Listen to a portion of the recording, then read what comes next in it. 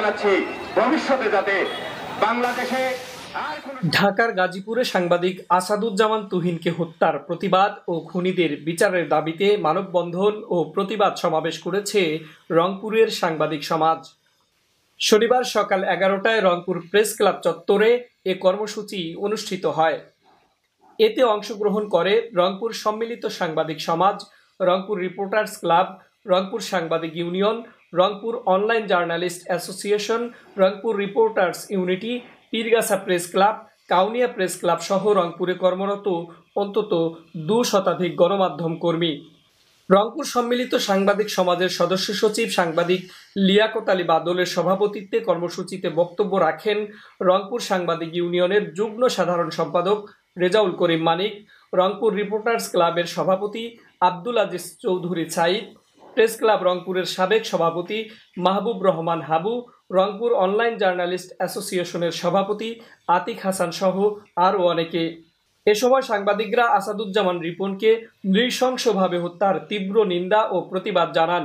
পাশাপাশি হত্যাকারীদের দৃষ্টান্তমূলক শাস্তির দাবি করেন তারা। অপরদিকে সাংবাদিকদের নিরাপত্তা নিশ্চিত করতে সাংবাদিক সুরক্ষা আইন বাস্তবায়নে অন্তর্বর্তীকালীন সরকারের কাছে জোর দাবি জানান সাংবাদিক নেতারা।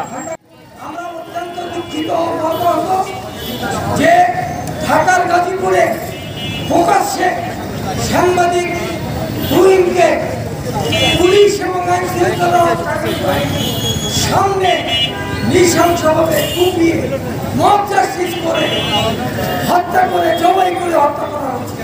তাকে হত্যা করার পর এই যে প্রকাশ্যের ঘটনাটা ঘটেছে, যা আমরা সামাজিক যোগাযোগ মাধ্যমে দেখেছি, দেশবাসী দেখেছে, সবাই বিজ্ঞান জানিয়েছে প্রসঙ্গে কেন সাংবাদিকদের নিরাপত্তা তারা দিতে পারল। আজকে আমরা অত্যন্ত দুঃখিত, মর্মাহত। কালকে আমার খুবই খারাপ লেগেছে, তার 2 নাবালক বাচ্চা, সে 2 নাবালক বাচ্চার কি হবে? এই সরকার কি বলেছে যে ওই সাংবাদিক পরিবারের দায়িত্ব আমরা নেব? এখন পর্যন্ত তারা ওই বাচ্চা 2টার কি হবে, তারা তাদের ভবিষ্যৎ কি হবে? আমরা এই সভা থেকে আমরা দাবি জানাতে চাই, অবিলম্বে এই সভা থেকে ওই পরিবারের সকল দায় দায়িত্ব এই সরকার গ্রহণ করবে, এটা তারা ঘোষণা করবে। আমরা আরেকটা বিষয় আমরা লক্ষ্য করছি যে স্বাধীনতার পরে আজ পর্যন্ত 53 বছরে কোনো সাংবাদিক হত্যা রংপুরে উৎসবকে হত্যা করা হচ্ছে, তার বিচার কিন্তু হয় না। সাগররুমি হত্যার বিচার হয় না, এই হত্যার বিচার হবে সে ব্যাপারে আমার মধ্যে আমি আশা করি।